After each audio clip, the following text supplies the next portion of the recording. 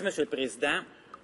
Alors, je me lève en chambre aujourd'hui pour revenir sur une question que j'ai posée auparavant à la ministre de l'Environnement et auquel le secrétaire parlementaire de l'Environnement m'avait répondu il y a quelques semaines de cela concernant l'exploitation des sables bitumineux in situ et les évaluations environnementales fédérales.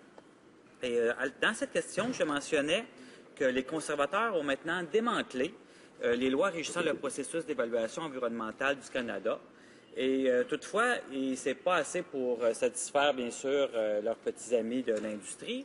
Et que maintenant, ils vont aller même plus loin et ils vont exempter les projets d'exploitation de sable bitumineux in situ de toute évaluation fédérale, et ce, même si ce type d'exploitation de sable bitumineux devient de plus en plus fréquent, ce qui est en soi une contradiction. Alors, comment les conservateurs ont-ils justifié cette décision qui ne semble pas du tout éclairée et même dangereuse?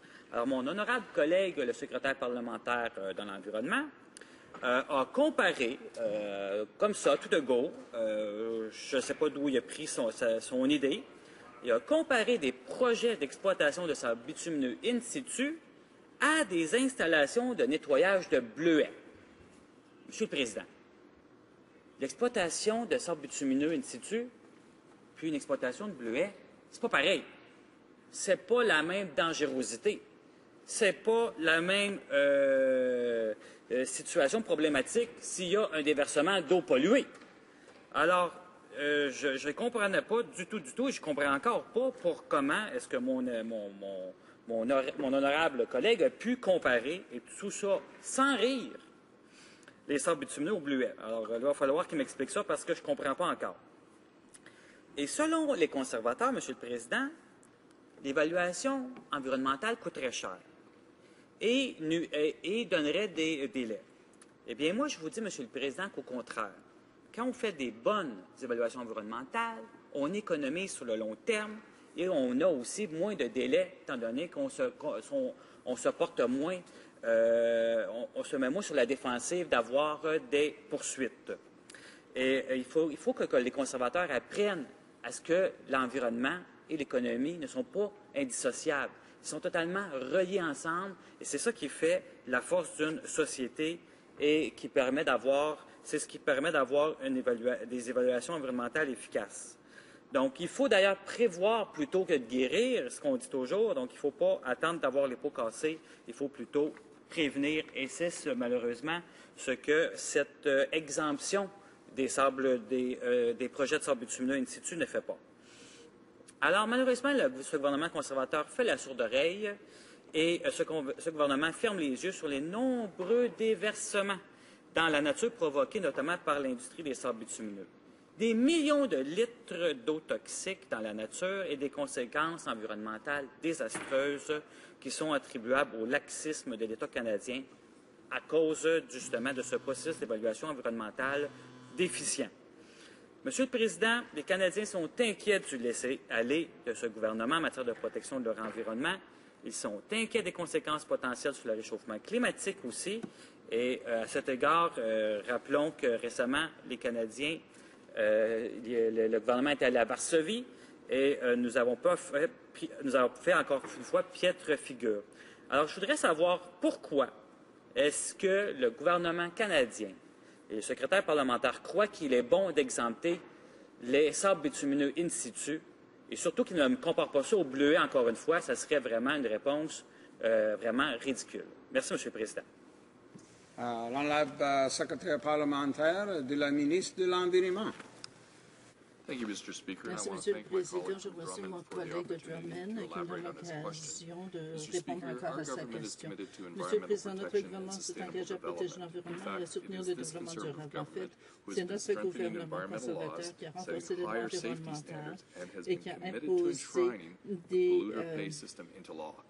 des normes plus rigoureuses en matière d'environnement. Je suis heureux d'avoir l'occasion d'informer l'honorable député de certains faits au sujet du processus d'évaluation environnementale qui ne connaissaient peut-être pas avant de poser sa question. Tout d'abord, il est très important que les députés en face comprennent que l'exploitation in situ ne fait pas partie du projet. Le projet a été élargi pour inclure d'autres, c'est-à-dire le processus d'évaluation est élargi pour inclure d'autres projets. On n'a pas démantelé les lois sur les évaluations environnementales. Au contraire, la loi sur les évaluations environnementales de 2012 renforce les protections environnementales et modernise le régime fédéral. Ce projet de loi faire en sorte que les promoteurs se conforment aux mesures d'atténuation exigées dans la loi pour protéger l'environnement. Les inspecteurs fédéraux ont maintenant le pouvoir d'examiner de faire des examens pour déterminer si les conditions qui accompagnent une décision sont respectées. Après l'adoption de ce projet de loi, le ministre de l'Environnement a parlé aux Canadiens sur sa mise en œuvre et a demandé quels amendements devaient être apportés à la réglementation. Plusieurs personnes ont exprimé leur opinion et ces opinions ont été prises en considération. La modification du règlement est importante afin de refléter les grands projets qui sont le plus susceptibles d'avoir des conséquences environnementales négatives. Cela va assurer plus de certitude de prévisibilité pour les promoteurs de projets pour les Canadiens. Permettez-moi de répéter encore une fois mon collègue en face qu'on n'a pas décidé d'exempter les projets pétroliers des examens fédéraux. Ces projets n'étaient pas assujettis au règlement relatif aux évaluations environnementales avant l'entrée en vigueur des amendements. Pour que les choses soient parfaitement claires pour le député en face, les projets pétroliers institutionnels étaient assujettis aux évaluations environnementales fédérales et au processus de droit de permis d'approbation concernant les projets in situ. Ces règles n'ont pas changé. L'évaluation environnementale fédérale continuera à être faite d'une manière à appuyer le développement des ressources responsables dans l'intérêt de tous les Canadiens. Merci, Monsieur le Président. La députée de Drummond. Merci beaucoup, Monsieur le Président. Monsieur le Président, je suis un peu choqué parce que mon honorable collègue, le secrétaire parlementaire, ne devrait pas me dire que je ne connais pas mes affaires. J'étais au comité de l'environnement, je l'ai étudié, la loi canadienne de l'évaluation environnementale. Et je peux lui assurer que la liste, c'est nouveau. C'est les conservateurs qui ont changé ça, puis qui ont mis une liste. Puis dans la liste, les programmes, le pétrole institut n'est pas dedans. Alors, c'est vous qui ne l'avez pas mis dedans. Vous l'avez exempté. Et puis avant, il n'y en avait pas de liste. C'était des déclencheurs, Monsieur le Président. Et je sais que c'est pas vous, Monsieur le Président, qui avez fait ça. Mais avant, c'est ça qu'il y avait. C'était des déclencheurs. Et puis quand il y avait un déclencheur, le pétrole institut devait être étudié. Alors qu'ils viennent pas me raconter des histoires, alors que moi, j'ai étudié depuis 2 ans au comité de l'environnement, et puis qu'ils ne viennent pas dire que je ne sais pas de quoi que je parle, Monsieur le Président, parce que ça me choque un peu. Puis j'ai pas l'intention de me choquer contre mon collègue, parce que mon collègue, c'est quand même quelqu'un de très gentil avec moi habituellement.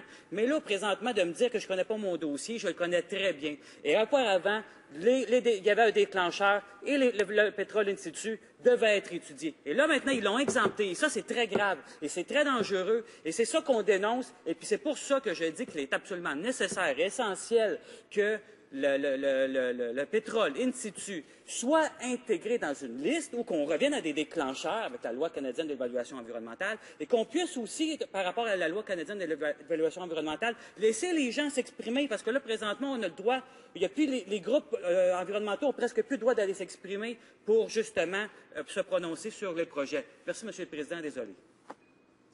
L'honorable secrétaire parlementaire. Merci, Monsieur le Président. Si la loi sur les évaluations environnementales de 2012 n'avait pas été adoptée, nous continuerons à avoir un régime qui exige que des évaluations environnementales soient faites des projets qui posent plus de risques. C'est de cela que je parlais lorsque j'ai parlé des bleuets. Nous continuons à avoir un régime sans disposition de conformité. Nous continuons à avoir un régime qui n'a pas de délai prévisible pour l'achèvement des évaluations. Grâce aux changements récents, des évaluations porteront sur les grands projets qui sont plus susceptibles d'avoir des incidences environnementales négatives importantes. Les ressources fédérales ne seront pas gaspillées pour l'examen d'un grand nombre de projets.